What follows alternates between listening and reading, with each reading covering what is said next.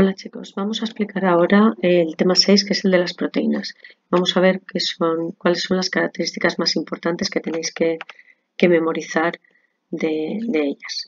Lo primero, decir que los monómeros que los constituyen son, como sabéis, los aminoácidos, que son unos compuestos muy sencillos que atómicamente estarán formados por el chon famoso, es decir, carbono, hidrógeno, oxígeno, nitrógeno y también con mucha frecuencia el azufre.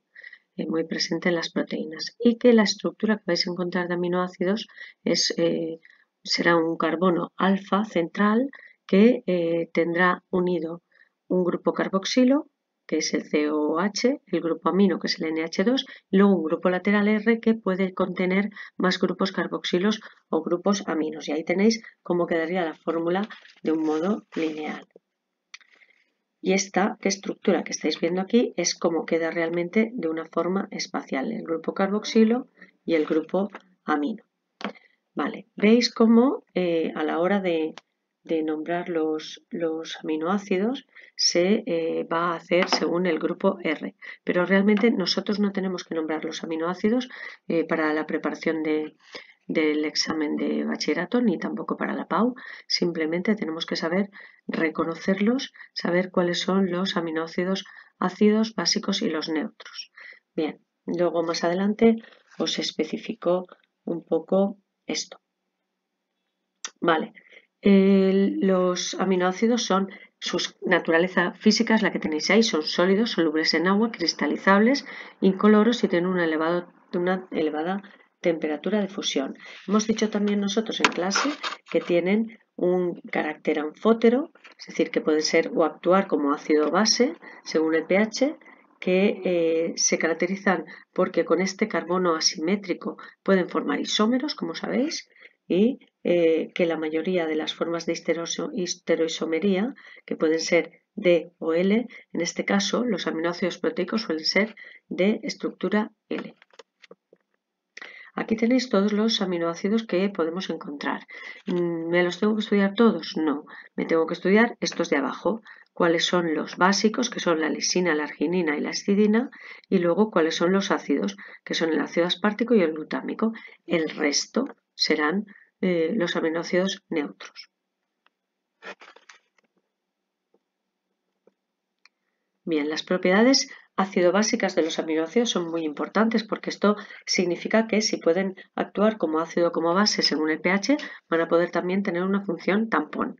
Van a poder un poquito comportarse como otras moléculas que ya habíamos estudiado en los temas anteriores, que pueden actuar como tampón. Y entonces esto les da una importancia como molécula. Y luego tenemos que tener en cuenta que hay un pH en el cual el aminoácido va a formar un ion híbrido, que es el que llamamos el punto isoeléctrico. En ese caso, el pH, la proteína va a quedar neutra. ¿Sí? Es el pH en el que las estructuras de carboxilo o de grupos aminos que tengan aminoácido quedan neutralizadas, y entonces es en ese pH en el que digo que está el aminoácido en el punto isoeléctrico porque está neutro. Vale. Los aminoácidos ya hemos explicado que pueden comportarse como ácidos, en cuyo caso son dadores de hidrógeno, o como bases, en cuyo caso son aceptores de hidrógeno. Por tanto, se llaman sustancias anfóteras. Vale, aquí tenéis cómo se comportaría ante una disminución del pH o ante un aumento del pH. Este es el comportamiento que tendría lugar o que tendría el aminoácido. En este caso vemos que lo que ocurre cuando el pH disminuye es que el grupo carboxilo, que estaba cargado negativamente, o sea, que estaba ionizado, capta el protón, porque cuando disminuye el pH tendré muchos protones, y entonces en este caso capta el medio ácido, capta el protón, acepta los protones, como pone aquí. Cuando el pH aumenta, ocurre lo contrario, se libera el protón y pierde la carga positiva. Bien, respecto a la actividad óptica de los aminoácidos, ya lo acabo de explicar antes, tenemos imágenes especulares con el NH2 a la derecha, en este caso lo que tenemos que ver a la derecha es el grupo amino, mientras que cuando es a la izquierda del carbono alfa, entonces hablamos de forma L. Todos los aminoácidos proteicos son L, todos los que forman parte de proteína son L y todos tienen una actividad óptica, que ya es una característica. Vale, aquí tenéis un poquito la imagen más detallada de cómo se vería un D aminoácido y cómo un L aminoácido. Al ser imágenes especulares son estereoisómeros. Vale. Dentro de los grupos de aminoácidos tenemos que los aminoácidos esenciales son aquellos que necesitamos ingerir por la dieta porque no podemos fabricarlos nosotros de ninguna manera. Y son 8 los aminoácidos esenciales. El resto tenemos que, podemos fabricarlos en nuestro interior.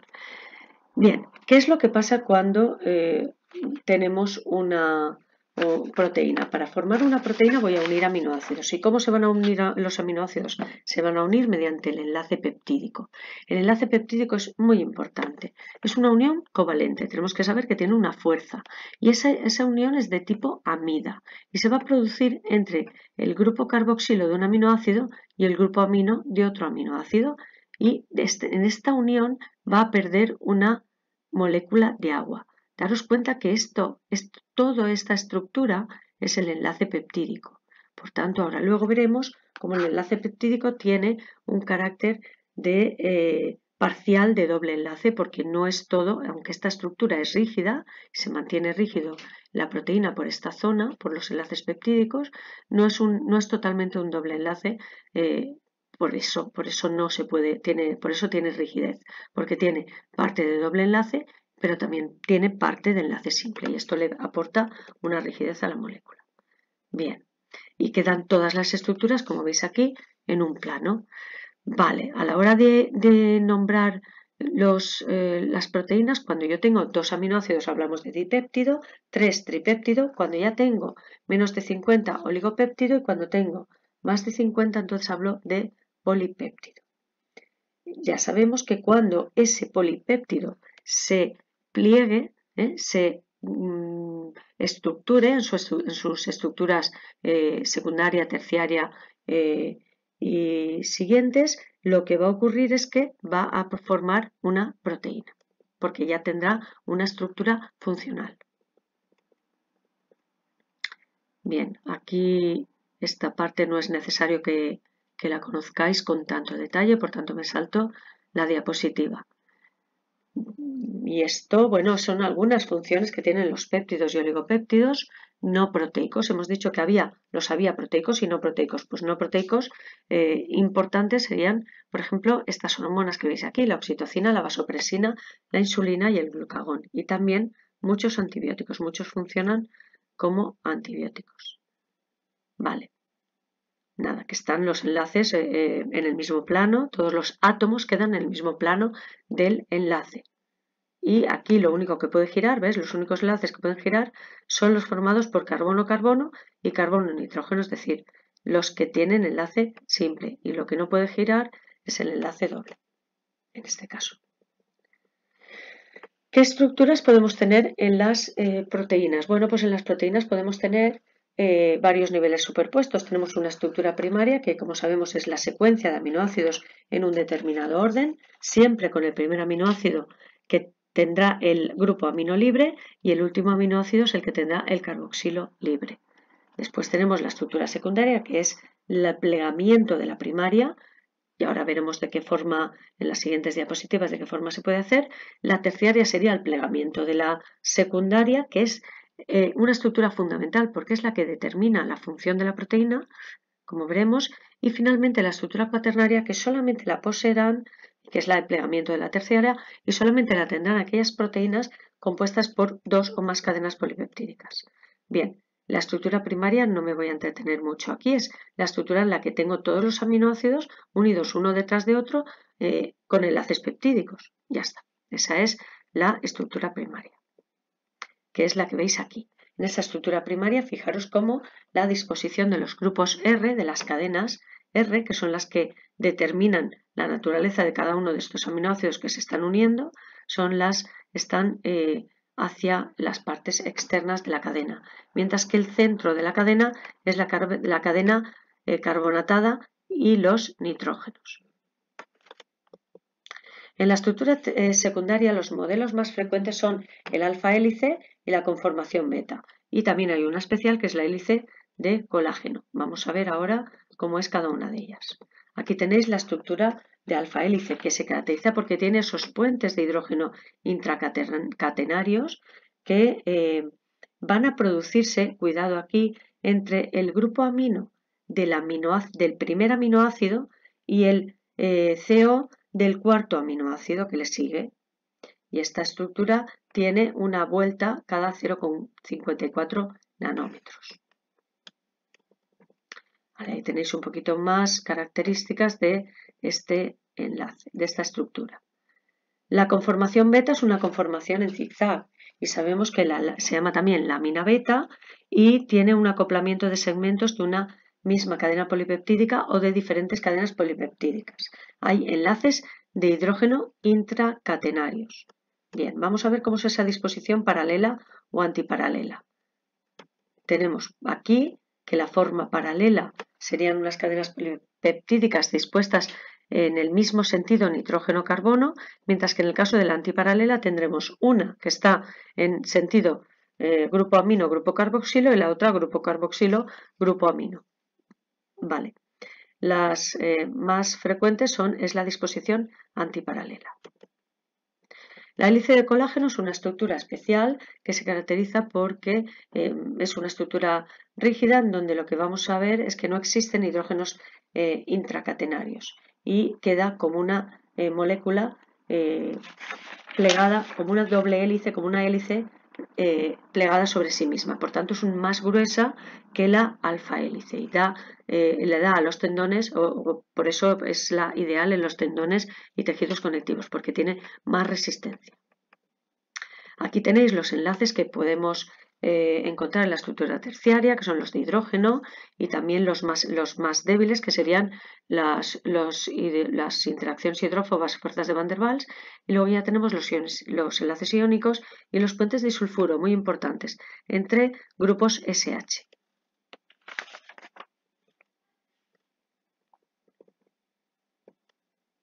Vale, todo esto nada. Vale, aquí tenéis que las proteínas de elevado peso molecular, la estructura terciaria tendrá dominios, que son esas zonas diferentes en las que podemos encontrar, por un lado, estructuras alfa hélice y por otro lado, o hélice alfa, y en otro lado encontraremos la beta, en la disposición de la amina beta. Entonces, a cada grupo de estructuras diferentes se le llama, es un dominio distinto. La estructura cuaternaria ya hemos dicho que será solamente con las proteínas que tengan más de 2 cadenas, como la hemoglobina, es una proteína que tiene, es típica su estructura cuaternaria. Vale, aquí tenéis imágenes de cómo puede verse una proteína. Tenemos la estructura de colágeno que hemos dicho que es muy resistente y la hemoglobina como dos moléculas muy importantes, ¿de acuerdo? Y el plegamiento de las proteínas sabéis que es fundamental porque va a determinar su función. Nada, con las enfermedades no os detengáis porque no es necesario. Esta diapositiva es muy interesante porque en la estructura terciaria nos hemos dicho que puede ser de dos tipos. Por un lado la globular y por otro lado la fibrosa. La estructura globular la harán aquellas proteínas que tengan una función enzimática y la fibrosa aquellas proteínas que tengan una función estructural. Por tanto, la globular estará formada sobre todo por alfa hélice y la fibrosa por hoja plegada beta. Aquí tenéis las propiedades de las proteínas, que hemos dicho que aquí tenéis que tener en cuenta que la más importante es esta, la desnaturalización y renaturalización de la proteína, que es la que va a determinar si la proteína tiene función o no. Pero luego, pues, la solubilidad de una proteína también me va a permitir formar determinadas disoluciones coloidales que podrán ser fibrosas o solubles. Las proteínas, si se rompe su solubilidad, si se rompe la capa de solvatación, que es la que permite que la proteína sea soluble, lo que ocurrirá es que la proteína precipitará. Bien, evidentemente las proteínas son específicas de la especie, ¿no? Son características de una especie. Cuanto más diferentes sean las proteínas, entre dos especies, más distantes están evolutivamente. Vale, aquí tenéis la explicación de todas las características que acabamos de ver. Esta es la más importante, la desnaturalización, que es la rotura de enlaces que mantienen el estado nativo de la proteína, que recordar que es la estructura terciaria, aunque se van a perder evidentemente todas las estructuras, la secundaria, terciaria y cuaternaria, pero sobre todo va a perder la función. Y estas son las causas por las que puede ocurrir esto: el pH, la temperatura, cambios de concentración salina, y esas proteínas van a poder esa desnaturalización será reversible en algunos casos, en donde se puede producir una renaturalización. Y en el otro caso hablaremos de proteínas irreversible, de una desnaturalización irreversible. Tenéis aquí la explicación de cuáles serían la reversible y la irreversible, que son las típicas, las que suelen preguntar. Vale, ya la especificidad la he explicado. Capacidad amortiguadora ya la he explicado también antes. Hemos dicho que tenemos los grupos amino y grupos carboxilo de los aminoácidos de la proteína. Van a determinar que estén amortiguando o estén compensando la acidez o basicidad del medio en el que se encuentran y por tanto actúan como tampón. Dentro de la clasificación de las proteínas tenemos que la proteína puede ser holoproteína si solo tiene aminoácidos o heteroproteína si además tiene grupo prostético. Dentro de las holoproteínas tenemos fibrosas y globulares. ¿Vale? Aquí tenéis las dos estructuras, cuáles serían las características de las proteínas fibrosas y globulares. Y el colágeno es una de las proteínas fibrosas más importantes. Aquí tenéis otras como las queratinas y miosina y fibrina. Tenéis que tener siempre ejemplos para dar de cada tipo. Aquí otra proteína fibrosa, la elastina, muy importante para los vasos sanguíneos. Pensar en los vasos sanguíneos y en la piel, básicamente. Las globulares tienen una función, pueden tener una función, como pone ahí, de transporte de moléculas, pero la proteína globular, su función por excelencia va a ser el enzima, va a funcionar como catalizador de las reacciones químicas. Por tanto, función enzimática. Aquí tenéis las proteínas globulares, más proteínas globulares, y luego tenemos las heteroproteínas, que se caracterizan porque tienen dos partes, la parte proteica y la parte no proteica. En la parte proteica solo habrá aminoácidos y en la no proteica hay lo que se llama grupo prostético, que tiene otra naturaleza. Dentro de la no proteica podríamos encontrar todas las proteínas que veis aquí. Según el grupo prostético tendremos cromoproteína cuando el grupo prostético es el que le va a dar un color, nucleoproteína cuando es un nucleótido, glicoproteína glúcido, fosfoproteína un fósforo, un grupo fosfato, y lipoproteína lípidos.